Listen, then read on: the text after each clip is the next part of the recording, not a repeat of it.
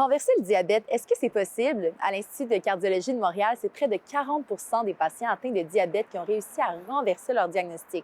On est venu sur place pour savoir comment c'est possible. Ce qui est intéressant de notre approche, c'est que d'une certaine façon, on ne se conforme pas à ces diagnostics-là.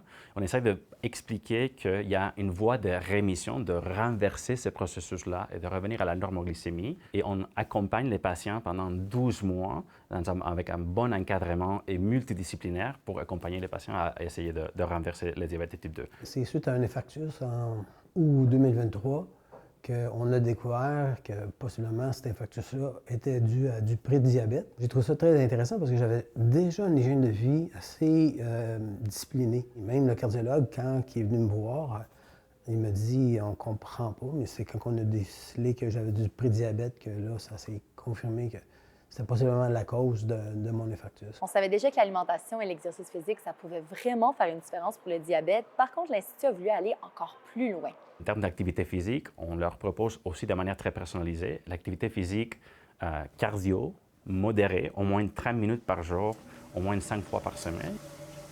Ici, on est à l'Institut de cardiologie de Montréal et comme au centre EPIC où la clinique de rémission est située, on a des tapis roulants qu'on utilise pour faire une épreuve à l'effort aux patients. Ça nous sert pour avoir plein de paramètres qui sont nécessaires pour la prescription personnalisée. En termes de nutrition, ce qu'on propose, c'est une alimentation saine, type méditerranéenne, avec plusieurs rencontres avec l'équipe de nutritionnistes. Est-ce que quand je vais manger ça, ça va aider à ma santé?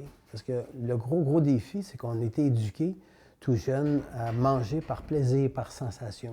Je dis pas que c'est pas intéressant, mais on peut combiner les deux. Un aspect qui a été très important dans l'étude et qui est de plus en plus connu, c'est les aliments ultra transformés. Parce qu'on sait maintenant que 45 des calories qu'on mange proviennent de produits ultra transformés qui n'existaient pas vraiment il y a quelques décennies. On essaye d'apprendre aux patients à identifier les produits ultra transformés et on essaye aussi de les accompagner pour remplacer de manière personnalisée avec des aliments frais ou des aliments minimum transformés. Alors, c'est la maintenance qui est le gros défi aussi. C'est pas juste de le faire une fois, mais c'est de maintenir cette hygiène de vie-là.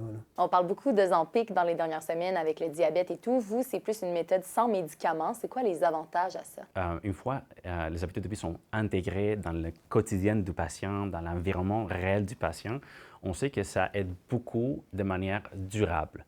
Et ça, c'est très important parce que la rémission du diabète, du prédiabète, c'est une chose qu'on peut voir, mais ça peut revenir aussi. À Montréal, Alicia Miljour pour Nouveau Info.